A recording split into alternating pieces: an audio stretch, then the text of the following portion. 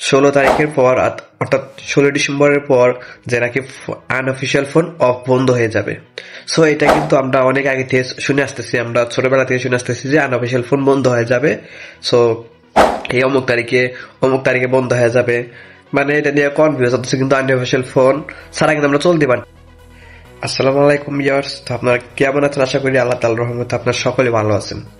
তো ভিউয়ার্স, আমি বেশ কিছুদিন ধরে ভিডিও আপলোড করতে পারতেছি না, আমি বেশ শারীরিকভাবে অসুস্থ এবং আমি সময়ও পাচ্ছি না, যার কারণে আমি ভিডিও আপলোড করব। তবে ইতিমধ্যে কিন্তু শোনা যাচ্ছে যে 16 তারিখের পর অর্থাৎ 16 ডিসেম্বরের পর যে নাকি আনঅফিসিয়াল ফোন অফ বন্ধ হয়ে যাবে। সো এটা কিন্তু আমরা অনেক আগে থেকে শুনে আসতেছি, আমরা ছোটবেলা থেকে শুনে আসতেছি যে আনঅফিসিয়াল ফোন বন্ধ হয়ে যাবে। সো এই অমুক তারিখে বন্ধ হয়ে যাবে, মানে এটা নিয়ে কনফিউজ হচ্ছে, কিন্তু আনঅফিসিয়াল ফোন ছাড়া কিন্তু আমরা চলতে পারতেছি না। মানে আমার একটা অফিসিয়াল ফোনের দাম অনেকটাই অনেক বেশি, যার কারণে কিন্তু আমাদের মতো মানুষের সামর্থ্য নেই যে অফিসিয়াল ফোন, দাম একটা ফোন আমরা টাকা দিয়ে কিনবো।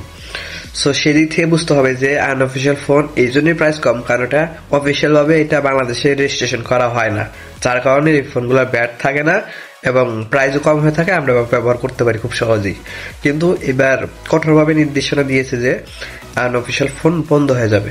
তবে এটা নতুন কিছু না, এটা পাকিস্তানেও কিন্তু এরকম চলতে, মানে এটা কিন্তু চলাকালীন যে তারা পাকিস্তানে চলতেছে আনঅফিসিয়াল ফোন রেজিস্ট্রেশন করার পরে তার ব্যবহার করতে পারবে। তবে এটা নিয়ে কোনো আমি সঠিক তথ্য পাই নাই যে আনঅফিসিয়াল ফোন যারা ব্যবহার করতেছে সেই ফোনগুলো কি হবে। এ বিষয়ে কিন্তু এখন পর্যন্ত কোনো বিটিআরসির পক্ষ থেকে কোনো সঠিক তথ্য আমরা পাই নাই, যার কারণে আমরা এটা পাবলিশ করতেছি না যে আসলে যারা আমরা ব্যবহার করতেছি আনঅফিসিয়াল ফোন সেই ফোনগুলোর কি হবে, কারণ এত তো বাপ মা নাই। সো আমার মনে হয় তারা কিছু একটা ব্যবস্থা করবে, যেহেতু যদি 10 কোটি অফিসিয়াল ফোন থাকে তার মধ্যে 20 কোটি আনঅফিসিয়াল ফোন, সেই ফোনগুলোর তো অবশ্যই কিছু একটা করা উচিত, তাছাড়া সাধারণ জনগণ তো এটা মানবে না। সো তাই সেটা নিয়ে তো চিন্তিত হওয়ার কোনো কারণ নাই যে আপনি ভাববেন না যে এই বুঝে আমার ফোনটা বন্ধ হয়ে গেল, এই বুঝে মনে হয় চালাতে পারবো না। বন্ধ হওয়ার মানে কি?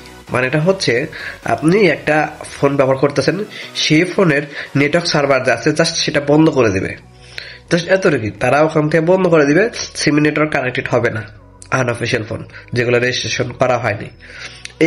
তাছাড়া আপনি সমস্ত কিছু ব্যবহার করতে পারবেন, আপনি টিকটক, ওয়াইফাইয়ের মাধ্যমে সমস্ত কিছু আপনি সোশ্যাল মিডিয়াতে আপনি ব্যবহার করতে পারবেন, শুধু আপনি নেটওয়ার্কের আওতায় বাইরে থাকবেন, জাস্ট এতটুকু, তার বাইরে কোনো কিছু করবে না।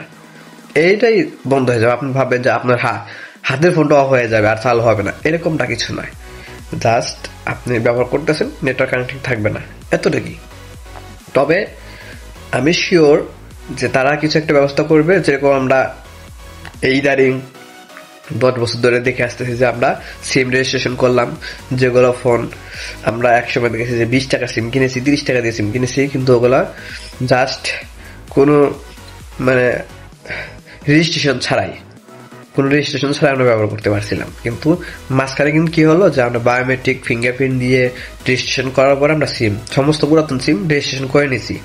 ঠিক একইভাবে এগুলোর একটা যে কোনো একটা ব্যবস্থা তারা নিবে যে প্রত্যেকটা ফোনের জন্য এক একটা করে রেজিস্ট্রেশন হোক, সেটা বায়োমেট্রিক ফিঙ্গারপ্রিন্টের মাধ্যমে হোক অথবা যে কোনো ভাবে হোক, অথবা ভোটার আইডি কার্ড দিয়ে হোক, রেজিস্ট্রেশন করানোর তারা একটা সিস্টেম চালু করবে। সো এটা নিয়ে নিশ্চিন্তে থাকেন, এটা নিয়ে কোনো টেনশনের কারণ নাই।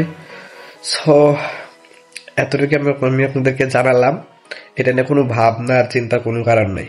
সো আপনারা ভালো থাকবেন, সুস্থ থাকবেন, আর চ্যানেল নতুন হলে সাবস্ক্রাইব করে পাশে থাকবেন। নতুন নতুন টিপস, ইনফরমেশন এবং phone related, tech related, mobile review সমস্ত ভিডিও এই ভিডিওতে পেয়ে যাবেন, এই চ্যানেলে আপনারা পাবেন। সো ইনশাআল্লাহ আপনারা ভালো থাকবেন, সুস্থ থাকবেন। আল্লাহ হাফেজ।